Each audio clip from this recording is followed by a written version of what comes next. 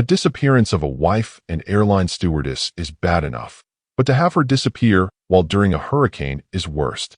Was this planned to cover a murder? Was the timing of the murder planned and in hopes of being covered up by the storm? Who could have done this?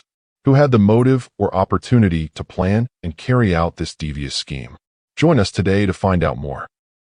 Today, we're going to be talking about Crystal McDowell, who disappeared the day before Hurricane Harvey hit Houston, Texas. I'm sure many of you remember that time. A lot of you probably lived through it and experienced it firsthand. Hurricane Harvey was absolutely devastating, and it was probably one of the worst times for someone to go missing. Let me start by telling you about Crystal. Crystal Sirat was born on October 26, 1979, in Harris County, Texas, to her parents, Pamela and Anthony. Crystal had a tough start from the beginning. She had a very strained relationship with her parents because of their drug use, and they both ended up passing away within months of each other when Crystal was only 11 years old. As if that weren't devastating enough, when Crystal was 13 years old, sources say she was kidnapped and held in a chicken coop until she was able to escape. There is minimal information out there about this incident. We don't know who was taking care of her at the time she was abducted, what that experience was like for her, or the outcome of it all, but I did want to mention it. Eventually, though, things started looking up for her. She ended up moving in with her Uncle Jeff and was properly taken care of by members of her family. It wasn't an easy childhood by any means, as you can imagine, but Crystal was determined to work as hard as she could and create a better life for herself. In her mid-20s, she met a man named Steve McDowell. Her Aunt Cindy said that Crystal was very smitten the day she met him and really believed she had met the man of her dreams. In 2007, they got married. Like so many relationships, from the outside looking in, many people believed they had it all and that it was a great relationship and that they were both really happy. But the truth was, things were not great. Crystal was actually working as a flight attendant at the time for ExpressJet, and on top of constantly being away from home, she was known to be unfaithful to her husband. She had a handful of affairs, and that definitely impacted their relationship. She was not the only one causing issues. Both she and Steve were said to be very toxic to each other, and that toxicity just worsened as the years went on. In 2008, Crystal actually filed for divorce, but she ended up staying with Steve because he threatened to kill himself if she left. Clearly, this is not a good foundation for a marriage, and they really struggled, but for a long time, they tried to make it work. They ended up having 2 kids together, a boy and a girl, and for the next several years, things seemed to be improving for them. Eventually, Crystal decided to leave her job as a flight attendant and became a real estate agent in Baytown, Texas, where she had grown up her entire life. Crystal ended up being incredibly successful in her career and was the breadwinner for their family. Crystal did a lot to support her husband and children. She wanted to give them the life that she never had. She was such a passionate and loving mother. She cared about her kids more than anything in the world. Crystal was very active on social media, and just by looking at her posts, you could tell that her world really did revolve around her kids. Even with her busy work life, she always made time for her family. But she always struggled to make things work in her marriage. And in 2017, after 10 years of marriage, she decided it was finally time to leave and filed for divorce once again. Just like when she tried to leave the first time, Steve yet again threatened his life. This time, she was not going to give in to his mind games. She was determined to get out of this relationship. When threatening his own life didn't work to make Crystal stay, he ended up threatening his children's lives. He said he would kill them first, and then himself. She confided in a few people about what he had said, but it hasn't been reported anywhere that she told authorities what he said he would do if she left him. Here's the thing. It's not like Crystal threatened to divorce him, take their kids, and then never see him again. She actually set Steve up pretty well. She bought him a nice house to live in and even agreed to live in that house with him and the kids while her own townhouse was being renovated. Crystal didn't want to make this transition any harder on the kids than it needed to be. Even though they were sleeping in separate bedrooms and the kids knew something was off, she wanted to make the transition as smooth as possible. So, Crystal was really being as kind as possible to Steven as they were getting divorced.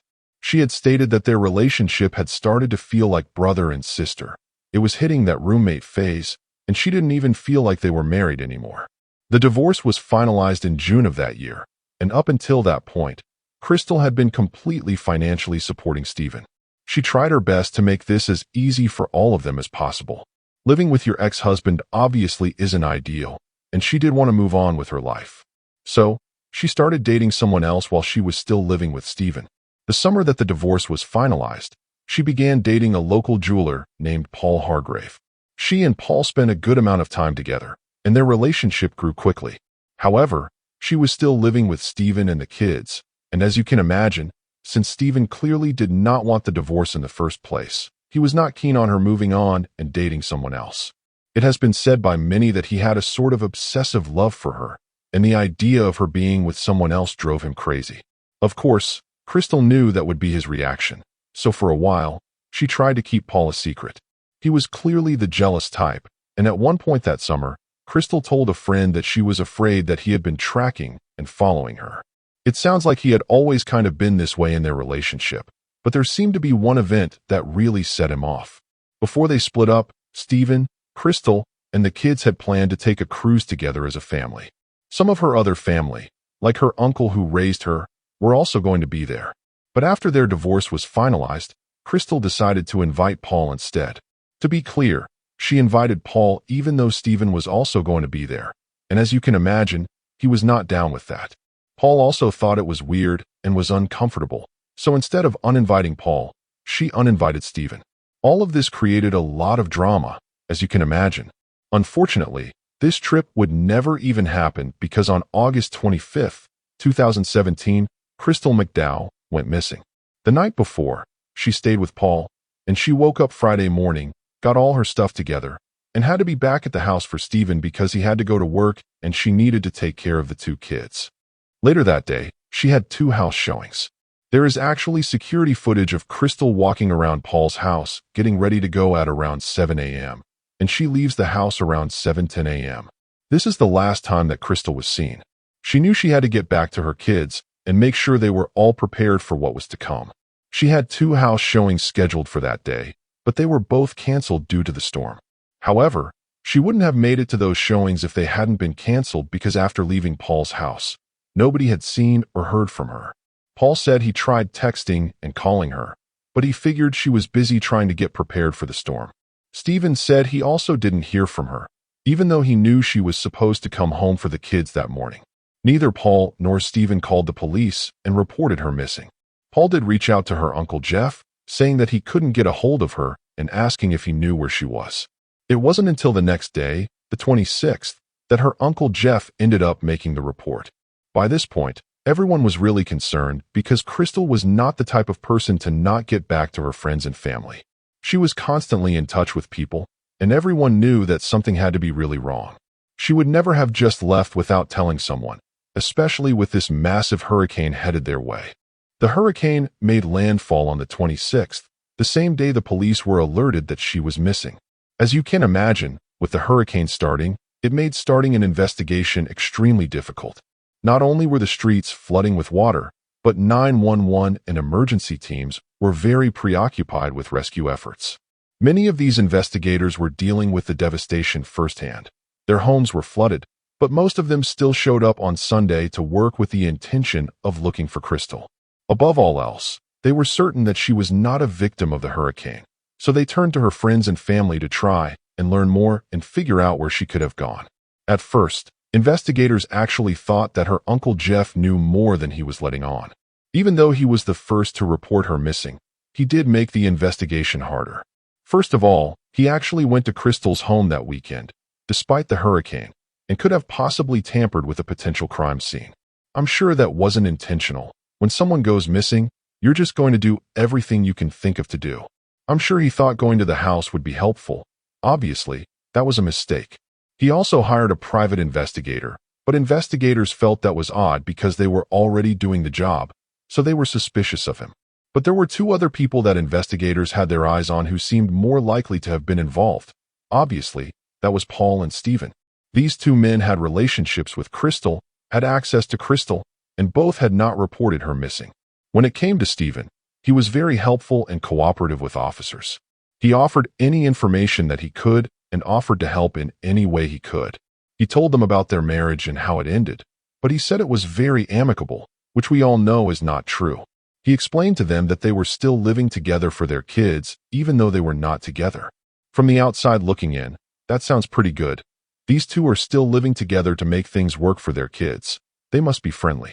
Stephen said that he got a text from Crystal the morning she disappeared around 7 a.m., saying that she was on her way home. Specifically, the text said, "On my way. Do you have water? Looks like I might stay here with the kids. It seems just like rain." This is the last time he claimed to have heard from her. There is also an alleged text from her that came in at 9:30 a.m. that said she had changed her mind and was going to pick up the kids and take them to Dallas. This is what Jeff, her uncle, told the police, and he said he had seen it on Stephen's phone, but this has never been corroborated. From the beginning, most of the investigators, I say most because not all of them, felt that Stephen was innocent, and they were more unsure about Paul and Jeff. One thing about Stephen's interviews with police is that he kept saying they should look into Paul. He was suspicious of Paul, and so was Jeff. Jeff is also telling them that they should look into Paul. Jeff even told investigators that he felt Stephen was a good guy and would never do anything to Crystal.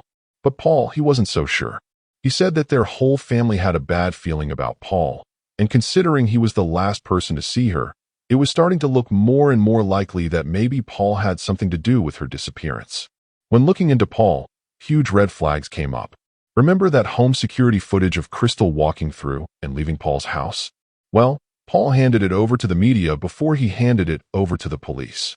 There wasn't anything incriminating about that footage, but they felt that was really strange. So, this only fueled the idea that maybe Paul was involved. But before they even had a chance to really look into him, they got their first big break. On Monday the 28th, Crystal's car was found partially submerged in a Motel 6 parking lot located about 13 miles away from where she lived.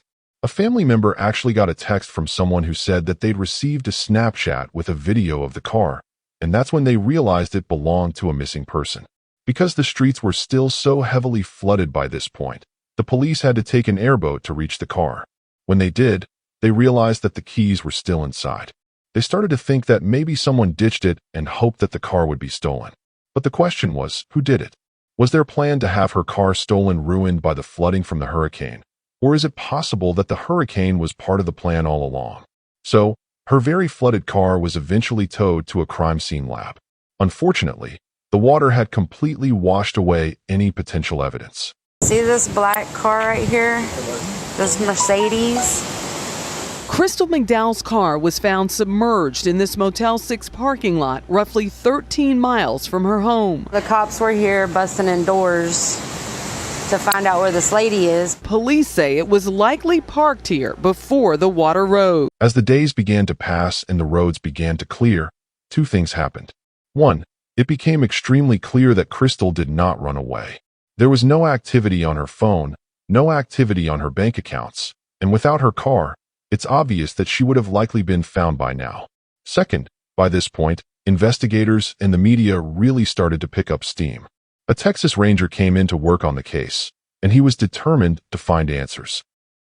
How confident are you that she was not a victim of this storm?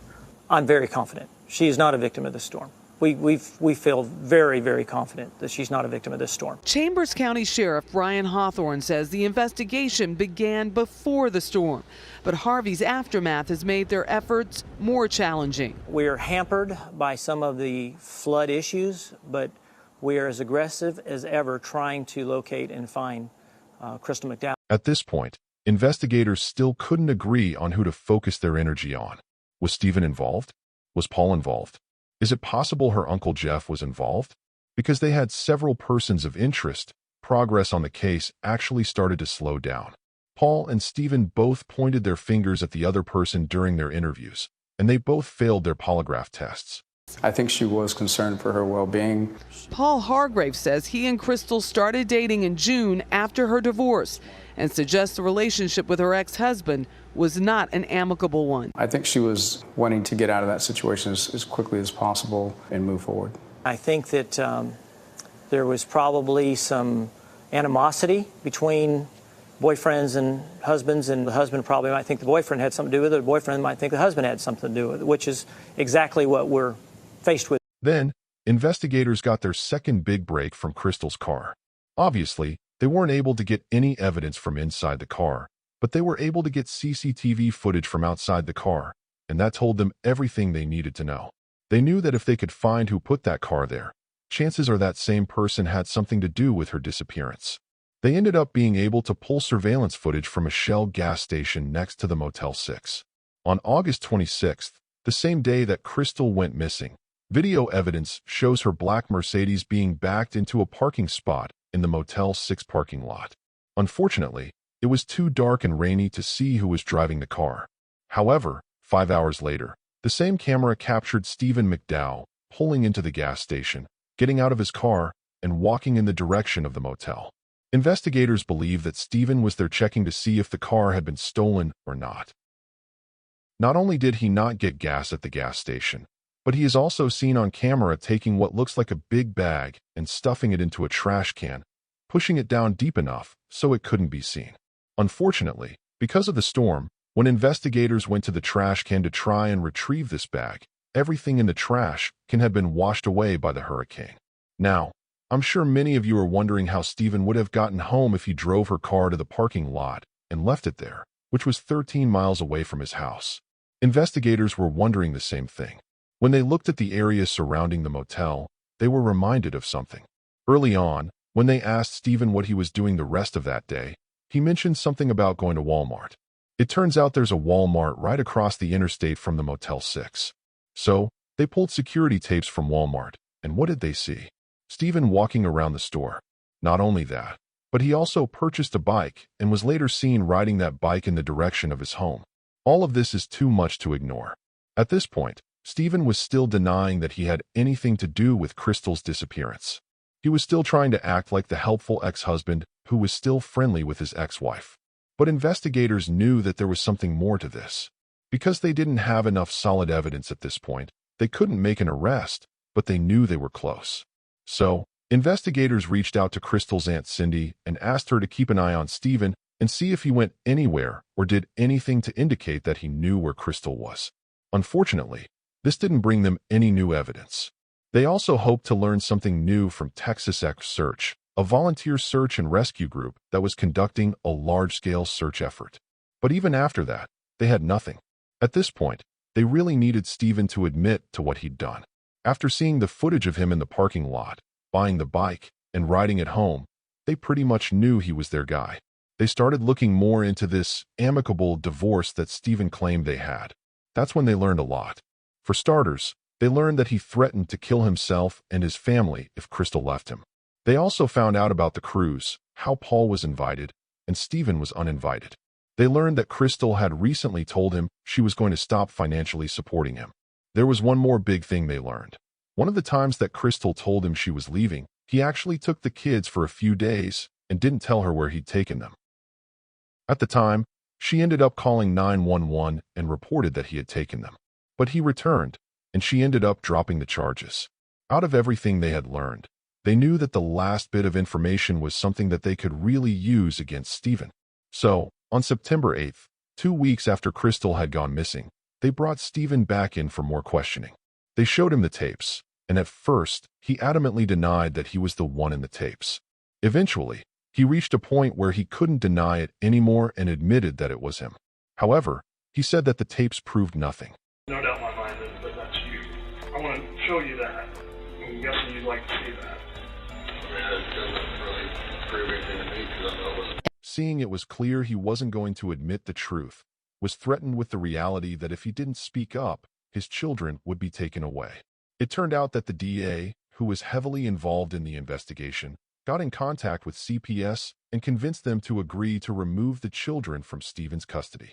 At that point, the kids were successfully placed with other family members and were safe. Stephen was told that if he didn't speak up, he would potentially never see them again. That's what made Stephen crack. By this point, the pressure and guilt seemed to be destroying him. He had lost a significant amount of weight in the last 2 weeks, and he looked tired and weak. Stephen agreed to make a full confession, but he said he was tired and would give them what they wanted if they let him go home for the night to rest. He also agreed to take them to her body if they agreed not to pursue the death penalty. Surprisingly, investigators agreed to all this, even though they knew he could go home and make a run for it. But what other option did they have?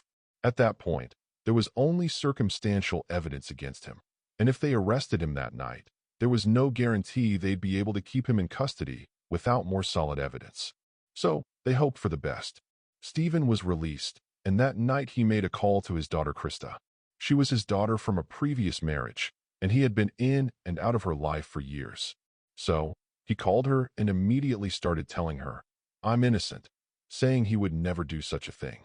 She believed him, believing that her father loved Crystal and would never have hurt her. She said she loved her father, that he was a good guy, funny, and fun, and she couldn't imagine he would do something like that. In fact, she was under the impression that Stephen was still going on that cruise with Crystal and that he planned to propose to her, even though they had recently gotten divorced. This was all Stephen's delusion, and Krista quickly figured that out. Despite him initially telling her that he didn't do anything, eventually, he told his daughter the truth. In their conversation, he tells Krista that investigators are going to give him a lesser sentence if he can take them to Crystal's body. Krista was shocked and said, "Well, you can't do that. You don't know where she is. You didn't do anything." That's when he spilled it all. He told her he didn't know where Crystal's body was because he was the one who killed her. He told his daughter to come see him because it would be the last time they might get to see each other, as investigators would be picking him up the next morning. They did, and once they got him back in the interrogation room, he confessed to everything. He said that morning, when Crystal got home from Paul's house, the two of them got into an argument, and he just snapped. He confessed to strangling Crystal from behind, so she didn't even see it coming. Then he put her body in a garbage bag and disposed of her, all on the morning of August 26th. I'm sure you're wondering where the kids were during all of this. Luckily, they were sleeping through it all. They were still at home in bed. You've confronted her at different times about those affairs. Just confronted her. And she tells me to stay out of the business. And she says that I'm not dominant enough in the bedroom. That's what she says. Were you fighting when that happened? Yeah. Is that when she told you that she didn't love you anymore? Yeah. Or did you snap? Did you mean to suffocate her? No. It just happened. I didn't know that. Either. I love her. And how did you suffocate? Squeezed her. Come on, like this. Okay, like a chokehold or something? Did she say anything when that was going on, or did you fight, or what happened? She said I was scaring her. How did you eventually know that she was no longer alive? Stop moving. 15 days after she went missing, 38-year-old Crystal's body was found in a wooded area after Stephen led investigators to the place where he left her. Surprisingly, despite what many believed would happen, that Crystal could have been washed away, the hurricane didn't really impact where her body was left. She was still in the same place. Stephen McDowell was then arrested and brought to Chambers County Jail, where he sat for 2 years awaiting trial. Finally, in June of 2019, Stephen's murder trial began.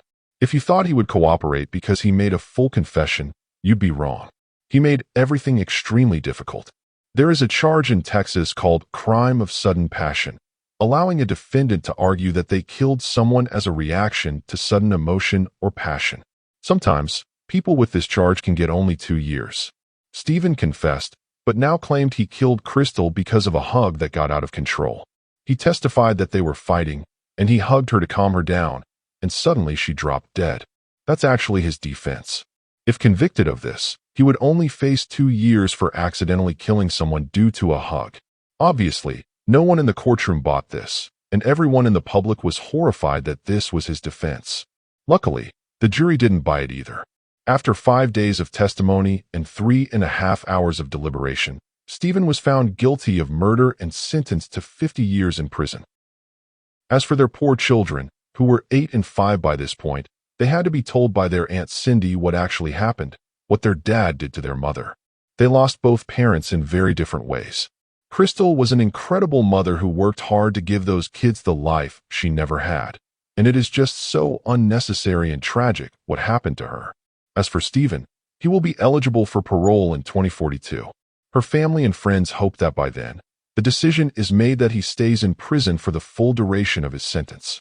It is commonly believed that Stephen did this in the spur of the moment, that he didn't premeditate everything. I am curious about your opinion on that because I feel that the timing with the hurricane is very convenient. Let me know what you think below.